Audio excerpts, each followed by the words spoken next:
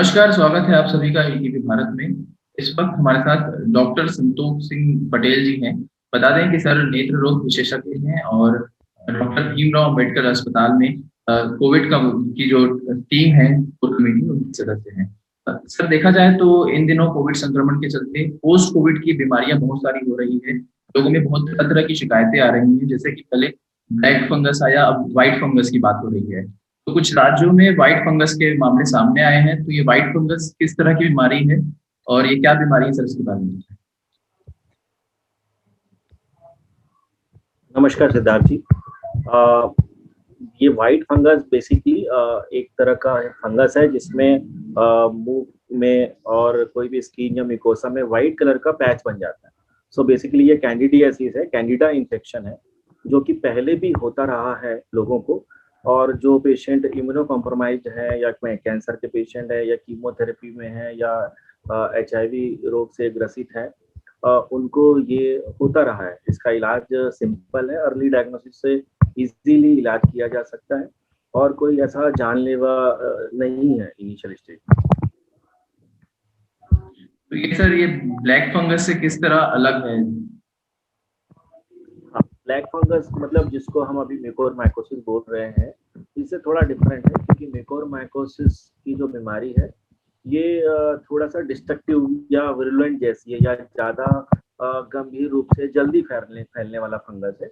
और ये basically mucosa में नाक के रास्ते से जाता है और वहाँ के जो भी टिश्यू में इन्फेक्शन होता है उसके ब्लड सप्लाई को, टिश्यू को, बोन को ये बहुत जल्दी ही डिस्ट्रॉय करता है, और जिसके कारण से टिश्यू डैमेज बहुत ज़्यादा होता है और फिर ये वहाँ से इन्वाइट करते हुए या फिर टिश्यू के अंदर घुसते हुए नाक के रास्ते से साइनस के रास्ते जाता है, साइनस को पूरा इन्फेक्ट करता है, वहाँ के टिश्यू को डिस्ट्रॉय करता है।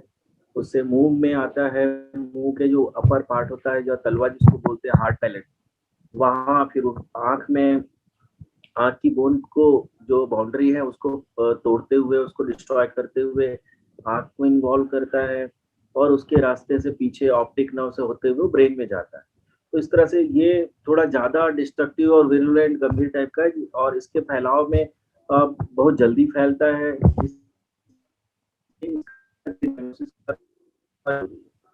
नहीं तो ये जानलेवा साबित होता है। इसके शुरुआती सिम्टम्स क्या क्या हैं? अगर कोई बीमार होता है तो कैसे समझे कि उसे व्हाइट फंगस ने ग्रसित किया है? म्यूकोरमाइकोसिस का black fungus, mucormycosis black fungus ना सिद्धार्थ? जी सर, ब्लैक फंगस भी है और सर व्हाइट फंगस किस तरह से हाँ, समझते हैं? ठीक है ठीक है। सो बेसिकली व्हाइट का मैंने बताया कि व्हाइट कलर का पैच बनेगा मुंह में, ईव में या तालू में, जो अपने को पता चलेगा।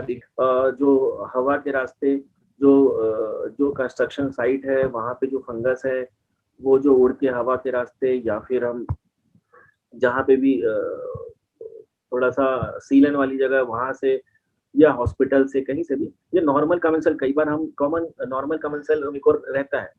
सो ये नाक के रास्ते से पहले जाता है, नाक को सबसे पहले अफेक्ट करता है और उसमें पेशेंट को जो फील होगा वो उस साइड की नेजल ब्लॉकेज हो जाएगी या नाक की वो वाली साइड ब्लॉक लगेगी, उधर से उसको डिस्चार्ज आएगा। वो ब्लैक या ब्राउन या ब्लड वाला हो सकता है।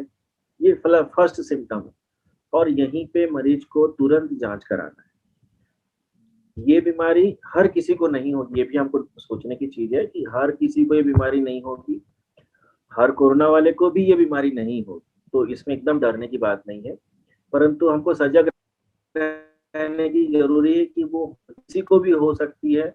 तो हम इसका फर्स्ट सिम्टम समझ जाएं, हमको डाउट हो तो ये सामान्य सर्दी खांसी करके ना छोड़े, ENT चेकअप एक जरूर करा लें।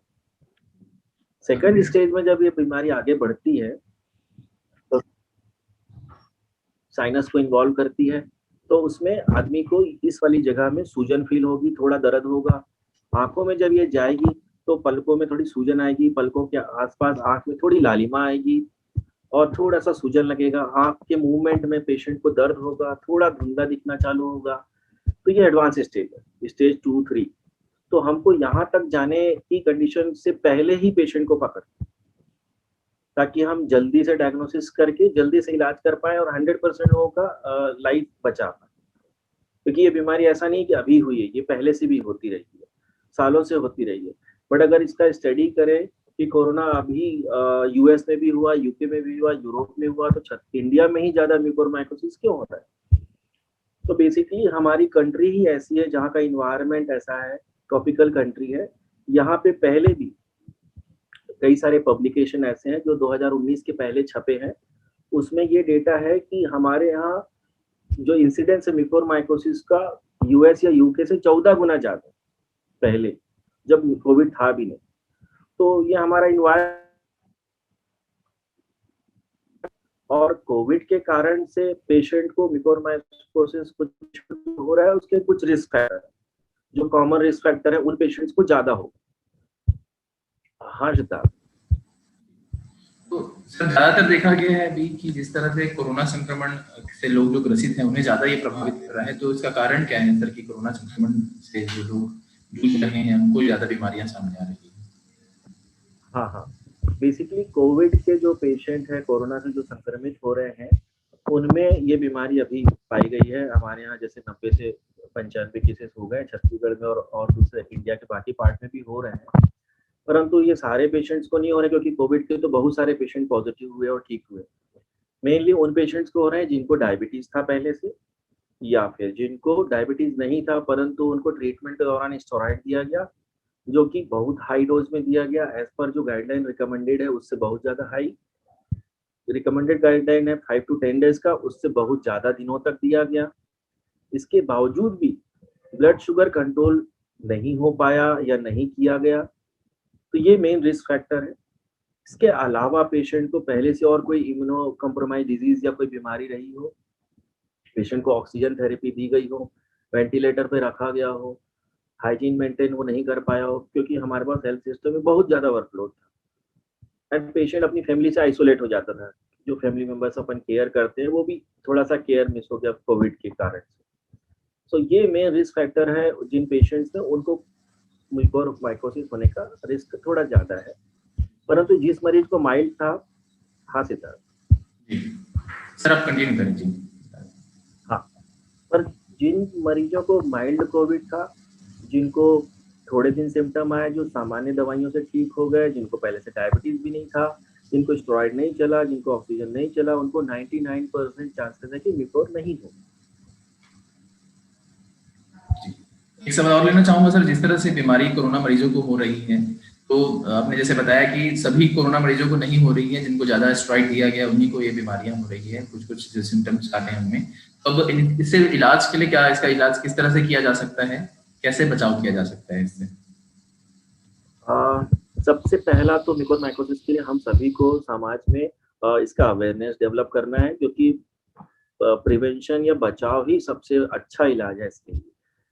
क्योंकि एक बार बीमारी फैल गई और बहुत ज्यादा फैल गई तो फिर इलाज में सारा नेजल बोन कट करना, मैक्सिला की यहाँ की सारी बोन कट करना, आई रिमूवल करना, उसके पीछे की बोन कट करना, तो ऐसे कई सारे पेशेंट हैं जिनमें पूरा चेहरा यहाँ से लेके यहाँ तक पूरा काट के निकाल दिया गया। तो उतना डिस्ट्रक्टिव सर्जरी के बाद भी हम पेशेंट को बचा पाएंगे कि नहीं पता।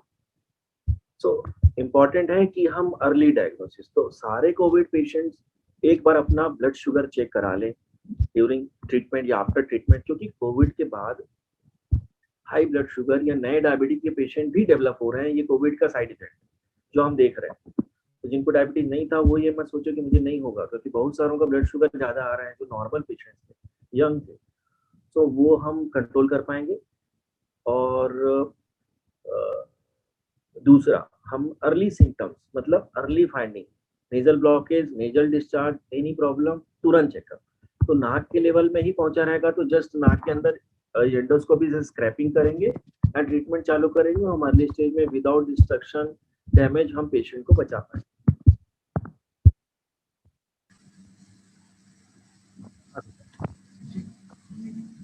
सर ये मैं एक और सवाल जानना चाहूंगा कि जिस तरह से व्हाइट फंगस और ब्लैक फंगस जो अभी आ रहे हैं, तो दोनों का इलाज एक जैसा ही है या अलग अलग ट्रीटमेंट इनका होता है?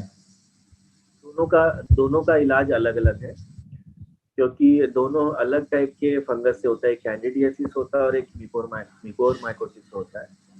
दोनों का इन्फेक्शन करने का पैटर्न भी अलग है, एक बहुत destructive bony and tissue destruction करता है, बट कैंडिडियासिस वैसा नहीं करता है।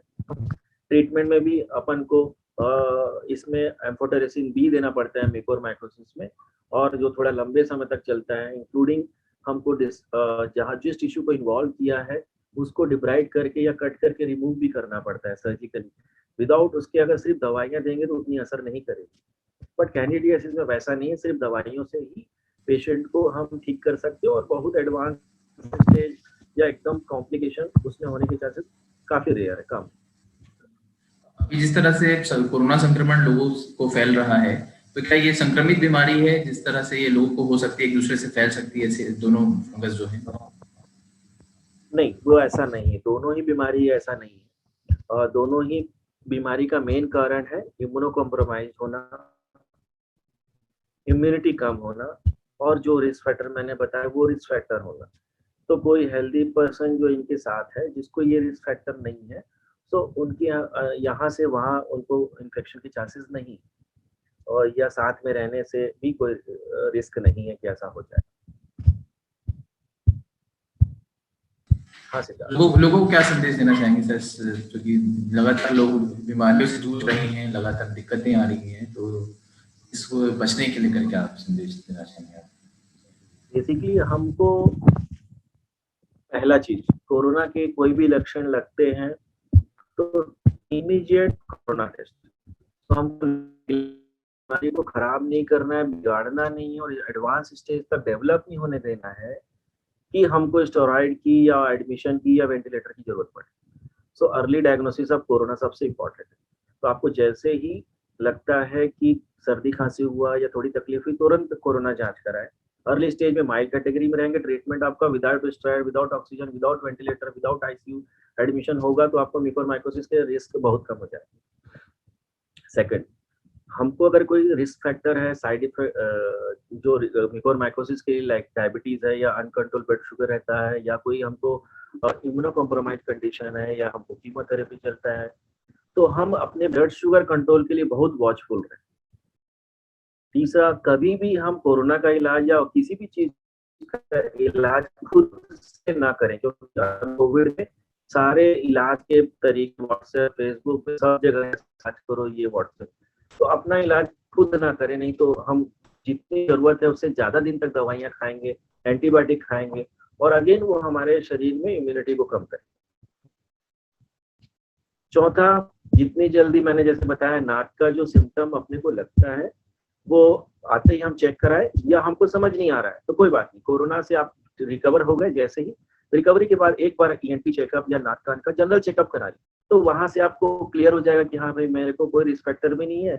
और इसके लिए गवर्नमेंट द्वारा Covid post Covid recovery clinic सारे गवर्नमेंट मेडिकल कॉलेज और डिस्ट्रिक्ट हॉस्पिटल में चालू की गई, जहाँ पे ENT, ophthalmology, respiratory medicine, psychiatry, respiratory physiotherapy, इसके सारे डॉक्टर्स रहेंगे, जो आपको पोस्ट कोविड में होने वाली किसी भी प्रॉब्लम को पहले से ही पकड़ लेंगे और उसका अर्ली इलाज अपन कर पाएंगे।